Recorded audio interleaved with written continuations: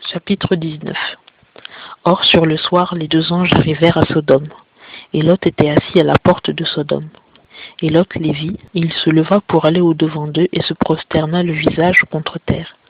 Et il dit, Voici, je vous prie, mes seigneurs, venez loger dans la maison de votre serviteur, et passez-y la nuit, et lavez vos pieds, et demain matin vous vous lèverez, et vous continuerez votre chemin. Mais ils dirent, Non, nous passerons la nuit dans la rue. Mais il les pressa tellement qu'ils allèrent loger chez lui et entrèrent dans sa maison. Et il leur fit un festin et fit cuire des pains sans levain et ils mangèrent. Ils n'étaient pas encore couchés que les hommes de la ville, les hommes de Sodome, environnèrent la maison, depuis le jeune homme jusqu'au vieillard, tout le peuple ensemble. Et appelant Lot, ils lui dirent, Où sont les hommes qui sont venus chez toi cette nuit? Fais-les sortir, que nous les connaissions. Alors Lot sortit vers eux à l'entrée de la maison, et il ferma la porte après lui. Et il leur dit, Je vous prie, mes frères, ne faites point le mal. Voici j'ai deux filles, qui n'ont point connu d'homme. Je vous les amènerai, et vous leur ferez ce qu'il vous plaira. Seulement ne faites rien à ces hommes, puisqu'ils sont venus à l'ombre de mon toit. Mais ils lui dirent, Retire-toi de là. Puis ils dirent, Cet homme-là est venu ici comme étranger, et il se mêle de juger. Eh bien, nous te traiterons plus mal qu'eux. Et pressant Lot violemment, ils s'approchèrent pour enfoncer la porte. Mais ces hommes, avançant leurs mains, firent rentrer Lot vers eux dans la maison et fermèrent la porte. Puis ils frappèrent d'éblouissement les hommes qui étaient à l'entrée de la maison, depuis le plus petit jusqu'au plus grand, de sorte qu'ils se lassèrent à chercher la porte. Alors ces hommes dirent à Lot, Qui as-tu encore ici? Gendre, fils, fille, et tout ce qui est à toi dans la ville, fais tout sortir de ce lieu. Car nous allons détruire ce lieu, parce que le cri contre ses habitants est grand devant l'Éternel, et l'Éternel nous a envoyés pour le détruire.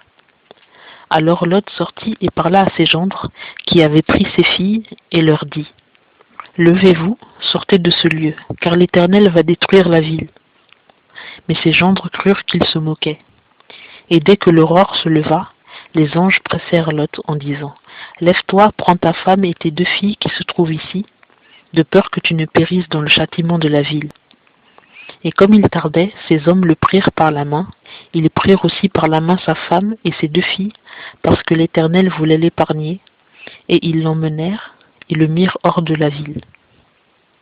Or, dès qu'ils les eurent fait sortir, l'un d'eux dit, Sauve ta vie, ne regarde point derrière toi, et ne t'arrête en aucun endroit de la plaine. Sauve-toi vers la montagne, de peur que tu ne périsses. Et Lot leur répondit, Non, Seigneur, je te prie, voici ton serviteur a trouvé grâce devant tes yeux, et tu as signalé ta miséricorde envers moi, en me sauvant la vie. Mais moi, je ne puis me sauver vers la montagne, que le mal ne m'atteigne, et que je ne meure. Voici, je te prie, cette ville est assez proche pour s'y enfuir, et elle est petite. Que je m'y sauve, je te prie, n'est-elle pas petite? Et que mon âme vive. Et il lui dit, Voici, je t'accorde encore cette grâce, de ne point détruire la ville dont tu as parlé. Hâte-toi de t'y sauver, car je ne puis rien faire jusqu'à ce que tu y sois entré. C'est pour cela qu'on appela cette ville Tsoar, entre parenthèses petite. Comme le soleil se levait sur la terre, Lot entra dans Tsoar. Alors l'Éternel fit pleuvoir sur Sodome et sur Gomorrhe du soufre et du feu de la part de l'Éternel du haut des cieux. Et il détruisit ces villes et toute la plaine, et tous les habitants des villes et les germes de la terre. Mais la femme de Lot regarda derrière elle, et elle devint une statue de sel. Et Abraham se leva de bon matin, et vint au lieu où il s'était tenu devant l'Éternel. Et il regarda vers Sodome et Gomorrhe, et sur toute la surface du pays de la plaine, et il vit monter de la terre une fumée comme la fumée d'une fournaise. Or, lorsque Dieu détruisit les villes de la plaine, Dieu se souvint d'Abraham, et il fit partir Lot du milieu de la ruine, quand il renversa les villes où Lot avait habité. Et Lot monta de Tsoar, et habita dans la montagne avec ses deux filles, car il craignait de demeurer dans Tsoar. Et il demeura dans une caverne, lui et ses deux filles. Et l'aîné dit à la plus jeune, Notre père est vieux, et il n'y a personne sur la terre pour venir vers nous, selon la coutume de tous les pays. Viens, faisons boire du vin à notre père, et couchons avec lui, afin que nous conservions la race de notre père. Elles firent donc boire du vin à leur père cette nuit-là. Et l'aînée vint et coucha avec son père, mais il ne s'aperçut ni quand elle se coucha, ni quand elle se leva. Et le lendemain, l'aînée dit à la plus jeune, « Voici, j'ai couché la nuit passée avec mon père. Faisons-lui boire du vin encore cette nuit, puis va, couche avec lui, et nous conserverons la race de notre père. » Elles firent donc encore cette nuit-là boire du vin à leur père.